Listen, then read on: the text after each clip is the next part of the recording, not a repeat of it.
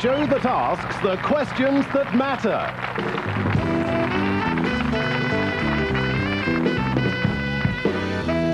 Can you stomach your children watching violent videos? Why should people who never go near a theatre pay for those who do? And couples at a new school, the London School of Orgasm? Do they know something we don't?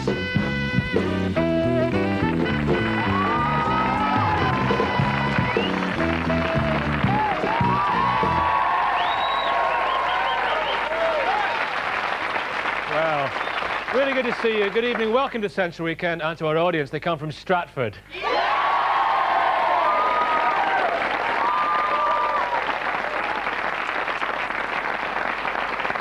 Well, we start tonight with the finger that points at videos like this. Did it and other video nasties play a part in the killing of little James Bulger? It was the last video hired by the father of one of Jamie's killers before the murder. Is it just coincidence that it features a childlike character splattered with blue paint before meeting an appalling death by a railway track? Is it time to be much tougher about what we let children watch? Well, let me go first of all to David Alton MP and ask you, David, is there any real hard evidence that there is a connection between this terrible murder and video nasties? Yes, indeed, and the trial judge himself pointed to the link between videos and the events that led to James Bulger's tragic death. But only today the same judge has been saying not just videos, but this specific video, it will be reported in tomorrow's newspapers, clearly was influential in the events that took place on Merseyside. But we know other things as well. Dr. Bailey, who is the forensic psychiatrist who works for the government, did interviews with 40 child murderers aged between 5 and 18. And in a quarter of the interviews that she did, 25% of those interviewed said that videos had played some part in their predisposition to carry out the acts of violence that they'd perpetrated. Well, Ian Muspratt is here from the Video Standards Council, and it seems that there are an awful lot of chilling coincidences between this particular video and the actual murder. Do you not now accept that there is definitely a link with incidents like this? No, I don't. I prefer to rely on the categoric and repeated statements that the police have made that there is no such thing. I'd also like to just point out that video is very, very heavily regulated in this country. Every single video that is released has to be certified, having particular regard, that means censored incidentally, having particular regard that it's going to be seen in the home. That's done by a body appointed by government under statutory law, and if anybody releases anything that isn't properly censored, then they will be guilty of a criminal offence and punished accordingly. And the same thing applies to people who make things available to people under age. But of course this isn't true, because the situation is so lax that this very video we've just been discussing was actually going to be shown on British television, let alone through videos which would only be available to adults, but was going to be shown on television as recently as just last night. And we also know from, again, tomorrow's newspapers, of a case here in the Midlands. A West Midlands mother has a 6-year-old son who had seen this specific video repeatedly, and she says that her son became possessed and tried to kill their family dog, and that is in tomorrow's newspaper. Moira Bremner, I mean, you're a teacher, I know you've studied psychology, and clearly it is worrying, but not all children who watch videos like this become murderers. I mean, what convinces you that there is a definite link? By the way, I was a teacher, I'm now a broadcaster, but there's very, very good evidence with adults, and we know that children mop up information far more even than adults do. I mean, a survey that was done with adults studied 400 psychological studies of how adults were affected by violent movies. Only 4 of those 400 studies failed to show that adults were influenced by what they'd seen. Now, if adults are affected, we know children are even more affected. And I mean, it isn't a matter of psychological studies. How does any child learn how to behave? It learns by what it sees and hears, and a child doesn't have a neat division between what it sees on a screen and what it sees in ordinary everyday life. The whole of the Open University, many teaching that is done on television, using television programs, is based on the idea that children learn by watching even a television screen. Are you saying that violent movies should not be made at all then? You should ban all of them? I certainly think that we shouldn't have movies which make it seem desirable. Can I say, I'm not saying that any child who watches this sort of material is going to go out and commit a crime like that. Otherwise, the whole of our streets would be littered with murdered toddlers, and thank God that doesn't happen. But when you take children like these two, who are already vulnerable, who are already disturbed, and then you have, like a spark, and you go and pour on that spark the petrol of these videos, you have a recipe for disaster, and we have seen the tragedy. We need to also ask ourselves if we want to go the way that America's gone. In America, by the age of 5, the child is now estimated, according to evidence given to the Home Affairs Select Committee in Parliament, is estimated to have seen a total of 20,000 homicides, 20,000 murders. Now, you can see what that leads to in reality. Fact and fantasy, right and wrong, become confused. We have 47,000 children in this country on child protection registers through fear of physical or sexual abuse. Surely we don't want that kind of culture of violence. Okay, let me just here. bring in Alex Chandon here. You actually make horror films. I know that at least a couple of them have not had a certificate in this country. We haven't given them for certification. Right. I mean, do you not feel a huge responsibility? No, not really, because I'm not making the films for children. I'm making them for adults. Yeah, but children are watching them, aren't they? I don't know. I haven't seen any children But that are this is watching ridiculous. my films. You simply can't say that you're not making them for children. No, because you have been a child. Yes, you and know I watched that horror what films happens, as a child, that and I'm completely all right. if a video is brought into the home, that children will find it, that children will pick it up. Well, why? No parent can watch their child every single minute of the day. Well, I have 3 children, and I know very well that you just go into another room and they will put something on. I think that we have to be very careful. It's utterly unrealistic. If I could just... yeah, sure. I think we have to be very careful to understand that there is a very, very sophisticated and considered system that operates in this country that makes it very clear what is suitable and for whom. What you're saying all of us as adults have a responsibility to ensure that that guidance is followed. Yeah, isn't the problem that a lot of adults aren't responsible? That's right. That's their problem. That's not change that It isn't simply a law. question of that. You know, what is very important is if we live in a society in which adults regard watching torture and murder and mutilation as a form of entertainment, we shouldn't be surprised if children then think that it's entertaining and desirable. We can't split children off and say there is one law for children, one for adults. We are all part of one society. That we have material being shown regularly that is as horrific as it is a sign of an absolutely bankrupt society. That we have no consideration for what is going into our minds as human beings. Okay, well, maybe we should just get rid of them altogether. There was a video store just this week that decided to burn all their videos, and we have Robert Mongan here, who also runs a video store. Do you not think you should just have a bonfire of all your video nasties? Not really, because I don't think it's that sort of thing we really need to do. I mean, at the end of the day, it has to be an 18-year-old person who actually takes the film out, or 18 or above. Really, it's up to them to govern if their children watch it or not. Can you tell me why we need that sort of video, why we need horror, how you can justify if even only one child watches it? It's demand, supply and demand. Horror films. You know, There is people a want demand for action, drugs. Does violent that movies. mean that we should actually be selling heroin on every street? Well, we're selling alcohol. Look, it's obviously a business. Listen, it's obviously a business to you. You're in it, it's your living. But do you ever pause to give thought to the kind of effect that it's going to be having on the children who undoubtedly do get access to these films, whether they should or not? Why should the children get access to the films? But you know that they over do. there was You know that they do because the parents take them out and the children watch them. Because How do you know that? At the end of the day, there's an 18 certificate on the box. An 18-year-old adult takes the film out, or 18 and above. They take the film out. It's their video. Can I ask you a question? Just supposing there was hard evidence that a video that had been bought from your store or hired from your store influenced a child to kill another child. If there was hard evidence, would you feel that you were still justified in hiring out those videos? Would the pleasure that your customers say they get be worth a child's life? That's a very good question. Very hypothetical. It's hypothetical, yes. It is not hypothetical. When 400 studies have shown that people are There's been no definite it is proof. not hypothetical. We have very good evidence of the link in this case. We have very good psychological evidence in 400 I don't think that is true. There is no evidence whatsoever. Okay, let me just talk now. Let me just talk. I have read a great deal about it. Okay, just a moment. Can I just talk now to Susan G here, just for a moment? Now, your son Michael here is very good friends with Bobby Thompson, who is one of the two child murderers. Yes. And John Venables, yes.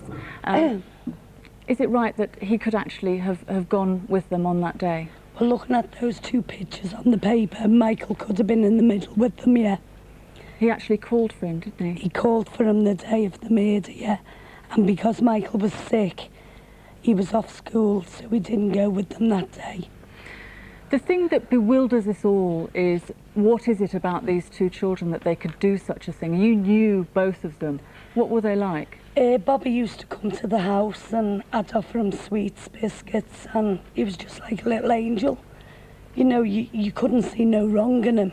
He was just naughty like any other child was. But you know, I used to look at him plenty of times, but I never once said he was going to murder a child, because he just didn't look as if he would. He didn't seem evil to you in any way? No, not at all. But is it right that because they actually... if he did, I wouldn't have allowed Michael to play with them. Is it right that they played truant together then, you didn't know about it? They were playing truant for 4 months before I found out by the schoolmistress. I mean, you're his mother. Wasn't it really your business to find out that they were playing truant? Well, by rights, I thought they should have told me, but I knew nothing until I rang up one day and asked the teacher, could Michael stay off school because he was going to the dentist. A lot of people are going to say, look, you're his mum, you should have known, you know, and a lot of people are pointing the finger at parents and saying, well, you know, the parents, these kids are to blame. What do you say to that? Well, Michael used to leave school at 8:30 and he used to come home at 3:30, 20 to 4. Well, that's the time that school finishes, so as far as I was concerned, he went to school. Bobby, Michael, sorry, were you surprised at all when you heard what happened? Yeah, I was, but now that it's done, I could never stay off again. Wow. What was he like? He used to always threaten me that if I don't watch them, he'd batter me. So he used to beat you up then? Did he make you do things that you didn't want to do? Yeah. Like what? He used to always grab in a quick save. And you actually recognised his picture, didn't you? Yes. When they put it up? Yeah. OK, well, let me talk to another mum with children down here. And is it right that you actually encourage, at least allow, your two children here to watch these videos? Yes. The youngest one has been watching them since he was 2 years old. But there is a big difference. Thoroughly irresponsible. He knows that it's not real. Because I think he knows it's not real. How do you know he knows it's not real? Well, ask him. The children will know. What do you think when you watch these films? How old are you, by the way? 5. 5, yeah. Because they've only got makeup on. Yeah. And you've seen Child's Play, haven't you? All of them. Were you not frightened by it? No. Did it not give you nightmares? No. And did you not think you wanted to go out and do any of those horrible things? No. Michael, how about you? Yeah, I've seen them all. I mean, do you not frightened by them? You not? No. And did you not find it scary having all those horrible images in your head? No. It's not real. I mean, you say you're sort of responsible with them, but really, most people would be outraged that you're showing them to them at all. Probably, but I mean, at the end of the day, they are going to watch them one day. Now, I would rather they watch them with me so that I can say to them, that's how they do so-and-so. I mean, he's seen Terminator, he's seen the making of Terminator, and he's not the only child in his class that's seen it. Absolutely irresponsible. Utterly irresponsible. Because at the end of the...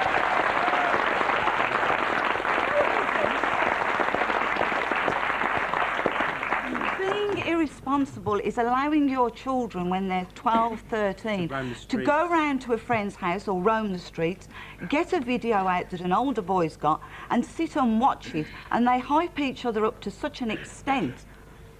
I don't think that's irresponsible. David Olsen? Either, but that doesn't alter the fact that your actions are irresponsible. This illustrates the scope and scale of the problem. We heard earlier on that we don't need any additional regulations because we can trust parents. What we've clearly heard now is that we can't trust parents. And I'm afraid yes, I am. I'm saying quite clearly. But yes, I have 3 young children, and I would not... They're all under the age of 5. And I wouldn't want any of my children seeing a a programme like Child's Play 3. I'd heard about it, but I hadn't seen it. Until this evening, I hadn't. And I had been shown it here. It's crap. Just before coming into this studio. And if anybody in this audience would want their child to see a doll brought to life, which then sets about the killing of other children, and then to see that child being mutilated, being destroyed, left by a railway line, splattered with blue paint, just the sorts of things that happened in the tragedy on Merseyside, where I come from. And let me also say to you, do you let your children watch the 6 o'clock news? Yeah, no, I don't. Do you? No, I don't. For the very reason, no, because as a responsible parent, I don't believe that I should be exposing them to those kind of images of violence at this stage in their lives. There will come a moment for that. But let me tell you this, not just as a parent, but someone who worked with children who were maladjusted and children who had psychological problems for several years before I went to Parliament. One of the reasons why children commit these kinds of acts that we have seen is not when they are perfectly healthy children who are able to cope with some of these images, but if they are predisposed to violence. If they are a child who is in any way psychologically disturbed in the first place, to then fill their minds with these kinds of images is downright irresponsible, and any parent who does it, I think, frankly, I think those parents are letting down their children. They are letting down their children. Can I pick you up on your point? Because I can understand what you're trying to do. You're trying to, in a sense, inoculate your children. And if those children were in their teens, I would say you would be doing a wise thing to let No, them. by that time it's too late. Can you let It's me too finish late by the speaking, please? teens. But to show those sort of things to children of that age, when they are so impressionable, is to put images into their minds that no child should have in its mind. No, but Okay, can I just go? Hang on a minute. Can we just go to the chap at the back? He's got his hand up there. Yeah. Surely a child should have a proper childhood, and surely that lady down there is just self-indulging in herself, not worrying about what her children should have a childhood. Can I just make the point, Ian Muskrat, we heard earlier on your contention that you're highly regulated in this country, you don't need any more regulation. Now we hear from a mother who, quite clearly allows her children. So what can you do about that? That is a person who I made it abundantly clear is taking no notice of the rules whatsoever and acting utterly irresponsibly. If you pursue Mrs. Brenner's argument to its logical conclusion, you will have no Shakespeare in this country. Can I say absolutely not? I have proposed in Parliament. Would you allow me to finish? And then please do make your point. Certainly, and forgive me. We have to understand that entertainment is a range of activities. Some of it is not suitable for people of particular dispositions, including particular ages.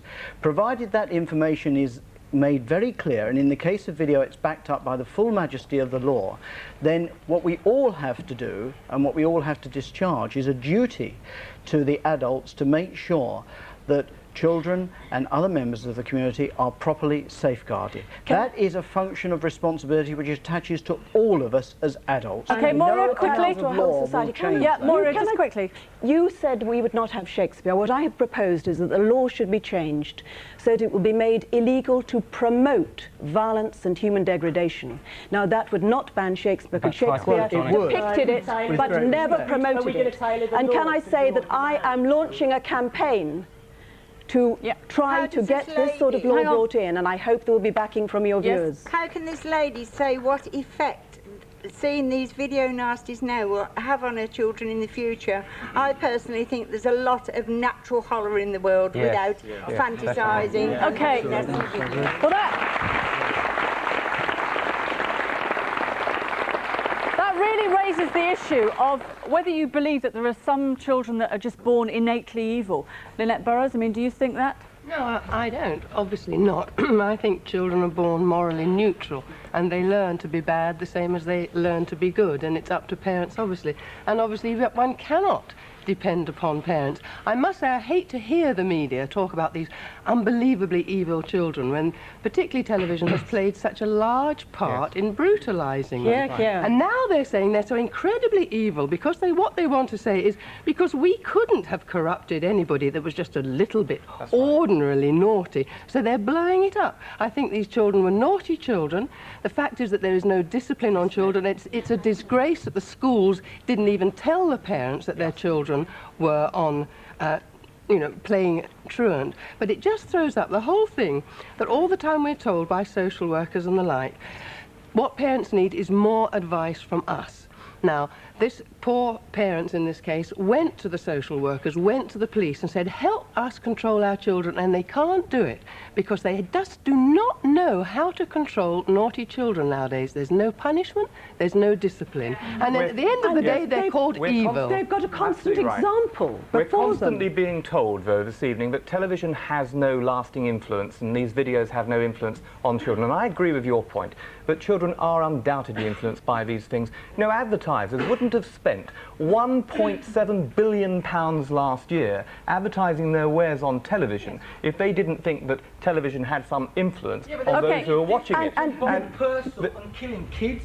Well, but this isn't the only case. But the influence, nevertheless, of the kind of things that are being projected is bound to have the same effect on those who watch it. And if someone has a predisposition anyway, if they are unbalanced in any way, then to have this kind of material... Hang on a minute, let me just turn to child psychotherapist David Pithers now, because if anybody should know, you should know. I know you've worked with a lot of child killers yourself. Please give us some insight, if you can, into what turns what look like ordinary children into murderers. Well, I think that most children who kill fall into two main categories. There are those who are subjected to intense deprivation right at the beginning of their lives. They make no effective bonding with their parents or with other carers, and they become enraged. And they then, as they grow up, they start to manipulate for power, and they're extremely insensitive to the needs and responses of other people. The other group are those who have simply not internalized controls against quite natural impulses, which I do believe are there, as it were, at birth. And they form really two distinct categories, I think. Right. David Doctor, I mean, what do you say to the argument that thousands of children watch these videos and they don't end up murdering toddlers? Well, obviously, not every child who watches this sort of video is going to go out and murder someone. But nevertheless, we have to ask ourselves whether we want our children to be, if we want our children to be saturated by a diet of violence. There is quite enough violence in the world without adding to it constantly. That's the first point. The second point I would make is that although there may not be in many children this innate predisposition, there are in some children these problems. And increasingly in communities which are devoid of parental responsibility, where there's an absence of fathers in many parts of this country, not properly bringing up their own children, walking away irresponsibly from the responsibility of child rearing, then in those circumstances, of course, a child can be particularly badly influenced by this sort of material pouring into their homes. OK, Bob Forrest, I know you've worked with child murderers in secure units. Is there any chance that these children will ever be cured and will be able to return to society as well-balanced human beings? Yes, I think there is every chance. I would agree totally with the lady at the end there. I think to talk about evil, which is a theological term, and to try and apply it to two 10-year-olds is absolute nonsense. Now, clearly these youngsters have had upbringings which is very different from my children, most other people's children. They have not developed the degrees of controls. They've been subject to influences which perhaps have not been very helpful. I think given the horror of the Bulger murder, people have been looking for a simplistic solution, and folk have latched on to video nasties as perhaps... Now, if it were as simple as that, then we could sort out, we could stop children murdering other children. However horrific the Bulger case is, sadly it's not unique. It does happen. Thank God it happens very, very rarely.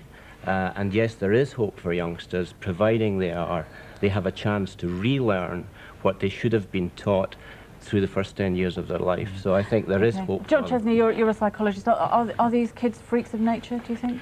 No, they're not. It's a very complicated question to work out how much was involved. But what we're basically saying tonight is that there is some overlay of these videos having an impact for some people. And we can argue about how much it is. And at the end of the day, what is the acceptable risk? Because it's getting more and more graphic. When you rent a video nasty, you have so much horror, then you need some more horror and some more horror to get more and more graphic. In 5 years' time, we'll come back here and say there's a very, very clear, demonstrable link for many, many more people. Let's not wait till then. OK, let's leave the last word with David Alton. What advice would you give to parents who are going to the video store this weekend and maybe contemplating getting one of these movies out? Get out and show it to their kids. I would urge people not to take out these kind of videos at all, because if they're in their homes, then we all know enough about human nature to know if you tell a child not to do something, that child is likely to try and do the reverse. And if the video is in the home, then the child will try to get hold of the video and see it. So even where a parent says, I'm being responsible, if they have in their possession 400 videos, 67 of which, as we knew in one of the cases that we've been talking about here tonight, involved pornography, involved hard violence, involved things like necrophilia, would you want your child to see those sorts of things? Yes, some people are laughing because some people say they would. Is not the sort of thing which I think our children should be subjected to. Surely in this day and age we should see our most precious asset as our next generation, and the influences which we open them to will shape the nature of this country in the future. They deserve better than what they've got. Okay. And let's realise, thank you all very much. I'm afraid we have to leave it there. Thank you very much for taking part.